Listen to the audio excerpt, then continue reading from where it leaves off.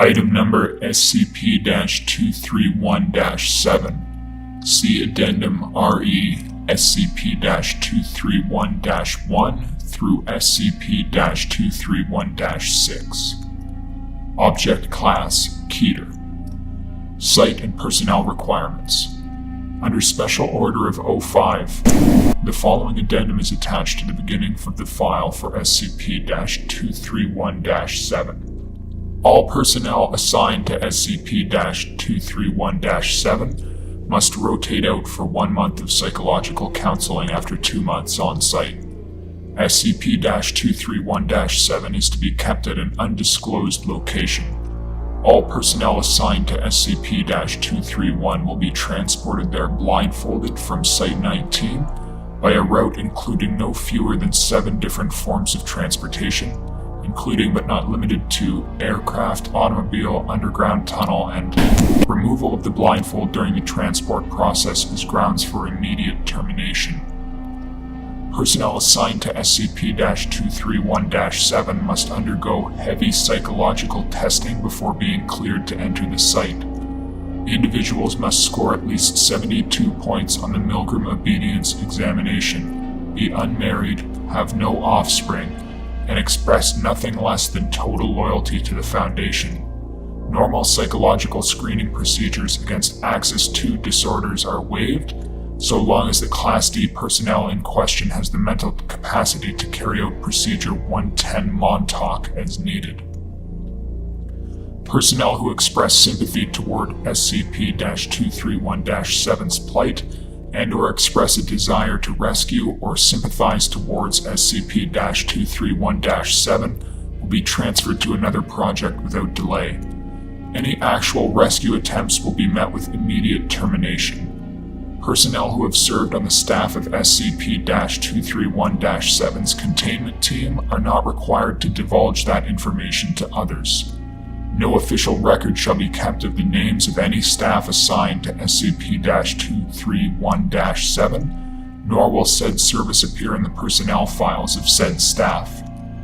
While on site, individuals assigned to SCP-231-7 will be issued concealing helmets with integrated voice changers to protect their identity. On-site staff are not to remove said uniforms in the presence of other staff members. Off-duty hours are to be spent in private quarters alone. 6 Class D personnel are to be assigned to SCP-231-7 each month for the purpose of carrying out Procedure 110 Montauk. Violent criminals are not to be used for this purpose due to the possibility of accidental fatality during the 110 Montauk process. Special Containment Procedures. Following repeated escape and suicide attempts, and based on the failure of containment for SCP-231-1 through 6, containment of SCP-231-7 has been amended to the following. SCP-231 is to be contained within a soundproof holding cell, adjacent to holding cells for 6 Class D personnel assigned for the purposes of Procedure 110 Montauk. Cameras will monitor every inch of the cell at all times and must be manned 24 hours a day. Malfunctioning monitoring equipment will be replaced without delay by psychologically screened staff. Doors will be magnetically locked, openable only by positive action by the control and monitoring facility. This includes all doors linking the main holding cell to those of the 6 Class D personnel. SCP-231-7 is to be kept restrained to a hospital bed at all times, except for the purpose of Procedure 110 Montauk. Hydration will be provided through IV drip. Feeding will be carried out twice per day through feeding tube by approved medical personnel who have not taken the Hippocratic Oath. Under no circumstances are narcotics, anesthesia, or any unapproved medications to be administered to SCP-231-7. Procedure 110 Montauk is to be carried out at least once every 24 hours by Class D personnel. During Procedure 110 Montauk, at least one security clearance 4/231 staff member must monitor the procedure by camera at all times, although the sound may be turned off if the vocalizations of SCP-231-7 become too distressing. Following the procedure, all Class D personnel must return to their holding cells or explosive collars will be detonated. Description: SCP-231-7 is a female between and years of age with SCP-231-1 through 7 were retrieved from following a police raid on a warehouse owned by an organization called the Children of the Scarlet King. See article on in the newspaper, Police Raid Satanic Sex Cult Save 7. 24 hours after the rescue, SCP-231-1, real name, went into labor pains, giving birth 3 minutes later to SCP, causing an event resulting in over confirmed casualties. Foundation personnel immediately took possession of remaining SCPs 231-2 through 231-7, and based on notebooks recovered from the cult, instituted Procedure 110 Montauk to prevent future occurrences. Addendum 231-A. Current status of SCP-231 units. SCP-231-1, deceased, killed during initial recovery operations while giving birth to SCP- See Casualty Report for Event 231-Alpha for more details. SCP-231-2, deceased, killed during attempt to remove fetus of second SCP- specimen, resulting in immediate event. See Casualty Report for Event 231-Bravo for more details. SCP-231-3, deceased, self-terminated following a prolonged period of distress caused by implementation of Procedure 110 Montauk. SCP- immediately underwent an event. See Casualty Report for Event 231-Charlie for more details. SCP-231-4, deceased, attempted to administer SCP-500. Although successful in that all traces of SCP- were expelled from the system, expelled remains immediately underwent an event, causing numerous casualties, including SCP-231-4 herself.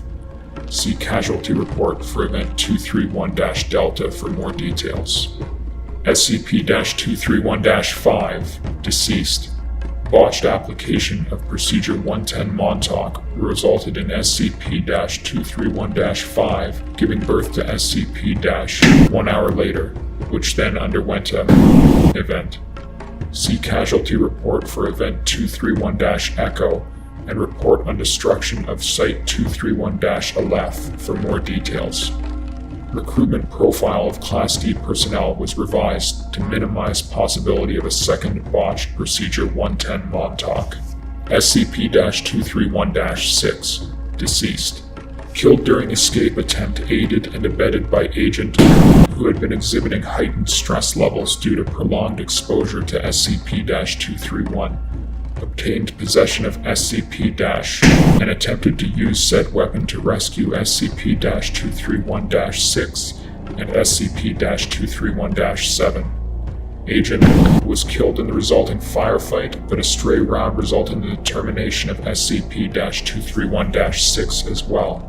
Fetus of SCP-231-6's SCP- then underwent an event. In the wake of this incident, O5 level personnel voted by unanimous decision to amend personnel policies. See Casualty Report for Event 231-Foxtrot for more details. SCP-231-7. As of SCP-231-7 is successfully contained at Site. Addendum 231-B. Text of missive by O5-. Dear friends, it has come to my attention that recently certain rumors have surfaced regarding SCP-231.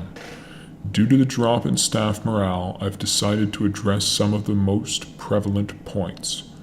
Yes, Procedure 110 Montauk is as horrible as you have heard, which is why only Class D personnel are authorized to carry it out. Yes, it does involve brutal. No, assignment to SCP-231 is not intended to test your loyalty to the Foundation, your tendencies towards, or anything else. No, SCP-231 is not a punishment detail. Yes, there are staff members who have been on SCP-231 and have successfully transferred out by their own request. No, not everyone who's worked on SCP-231 is terminated upon leaving the project. Yes, staff members who have been assigned to SCP-231 are allowed to take a Class A amnesiac before leaving the project, if so desired. Yes, false memories are then implanted. No, none of the supposed methods for recovering or detecting false memories work. Yes, there are some of you who've worked on SCP-231 and don't remember it. No, we've not given up trying to save SCP-231-7, but research in that field must be carried out with the utmost of caution. Based on the increased potency of each subsequent event associated with each subsequent SCP-specimen, there's a strong possibility that SCP-231-7's event could result in an XK-class end-of-the-world scenario. This information is corroborated in notebooks recovered from the cultists. See document 7 Brides, 7 Seals, SCP-231-Adjunct B. No, putting the poor girl out of her misery is not an option. Neither is drugging her. She has to be aware of what is going on for Procedure 110 Montauk to work. One final note. The Foundation does many distasteful things in the completion of our mission, but our mission is important enough that the price is one we must pay. Containment of SCP-231 is one of our most dangerous duties, not because of any direct danger to ourselves like SCP-682, but because of the danger that a resolve will fail, that we will allow ourselves to either let down our guard due to sympathy for the suffering of an innocent, or that we will allow ourselves to become monsters through the performance of monstrous acts. Just do your jobs and save the philosophizing for the shrink. Sincerely, 05- Addendum 231-C Update 231-07's emotional response to Procedure 110 Montauk appears to be reduced recently, despite proper execution of said procedure, increasing danger of SCP- undergoing an event. 2 options have been proposed. Number 1. Development of a new containment procedure with higher emotional response than Procedure 110 Montauk. Number 2. Administration of a Class A amnesiac to SCP-231-7, allowing for a return to base emotional response state. Said memory modification is to be administered during execution of Procedure 110 Montauk to maintain heightened emotional state following memory reset. Please advise, Dr. Addendum 231-D Decision. Carry out Option 2 at the first available opportunity. 05- Addendum 231-E Aftermath. Option 2 was carried out. SCP-231-7's emotional state returned to 100% efficacy. Doctor subsequently committed suicide due to heightened emotional stress. Will continue analysis of efficacy of treatment. Doctor. Addendum 231-F. Continued analysis of efficacy of treatment.